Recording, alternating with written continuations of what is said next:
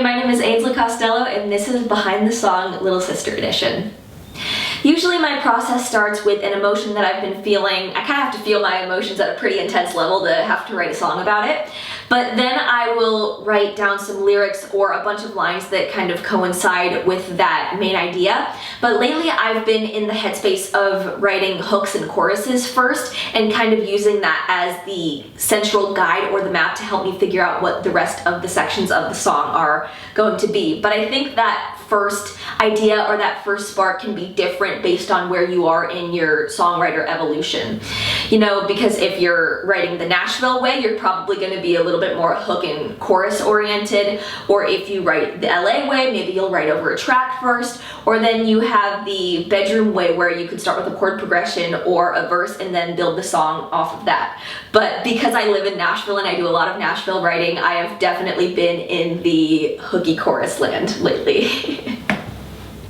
My songwriting philosophy is to just write through it, and I think that that can be applied to a bunch of different scenarios. That could be write through a depressive episode, write through 17 different iterations of the same idea until you find the one that works, write through writer's block. You know, personally, I don't really believe in writer's block because I believe that you can always write something, and I think what a lot of people would consider writer's block is just writing things that you don't like. But even then, you're still writing, you know? And I think that it's just a matter of learning to teach yourself how to just write through the moment and not judge whatever is on the page. And you know, that's something that I'm personally still learning how to do, because I'm definitely that type A perfectionist where I'm like, oh, if it's not perfect the first time, it must not be working out.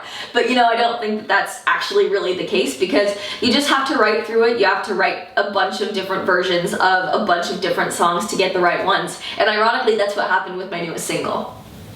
So my new single is called Little Sister, and I wrote it with two amazing Nashville writers named Kelly McKay and Steve Smentek.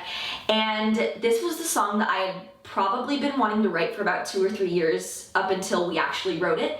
I had tried to write the song probably 3 or 4 different times on my own, and it just wasn't working out. So I brought this idea to Kelly and Steve, and it was actually the first time I had written with them. It was the first time I had done the Nashville way of co-writing, because I had just moved to Nashville. I was 16 when we wrote it, and we ended up with this song that I'm really proud of and that I really love. So the meaning and the crux behind it is, when I was younger, there was one role model who I really looked up to, and all I wanted to be was the next this person. So when I started writing songs and I started playing out, I started to hear that, you're the next so-and-so, you're the next so-and-so. And at the beginning, I was like, this is amazing. 7-year-old me inside was like, life is good, I'm gonna make it. But then as time went on, it was all that I felt like I was hearing. So then my sense of self and identity got kind of convoluted. And you know, it's really funny because people ask me what this song is about, and they're kind of confused because I'm actually an only child, and this was the way that just made the most sense to explain it. So one day I just had this idea of looking at this relationship with this role model I have as a sibling relationship. And I just saw the character of little sister wearing black lipstick and listening to rock music in her bedroom, just trying to do anything to show everybody that she's not her big sister. You know, at the end of the day, I think we're all just a mosaic and a culmination of the people who have inspired us in our lives. So really the meaning of this song, the true meaning of this song is, sometimes when we're trying to figure out who we are outside of the people who have inspired us, it can be hard, and that's okay. Another one that's popped up in the last couple of months or so is this feeling of we're all comparing ourselves to each other on social media, because all everybody is showing is their highlight reel, and it's such an impossible standard to live up to be perfect and happy and beautiful all the time. And there's also this underlying message of it can be hard to be original and feel unique in a day and age where everybody is trying to be seen and heard all at once. And I think that that's something that's really cool about this song, is that from the time that I wrote it to now, new meanings have popped up and presented themselves as I've grown up and understood the world around me a little bit more. And I think that that's really cool, and I'm really proud that this is a song that has a bunch of different meanings, even though when I wrote it there was only like one specific meaning in mind.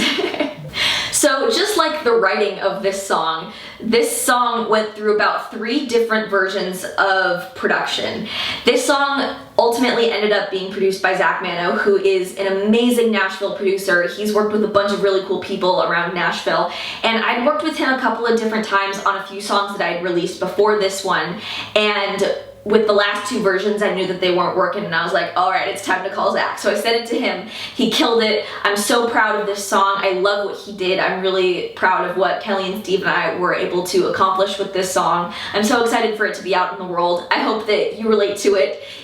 Even if you're not a little sister, I think it's really cool that a lot of people who are actually sisters and siblings have been relating to it. But I'm actually gonna play it for you now, so this is called Little Sister.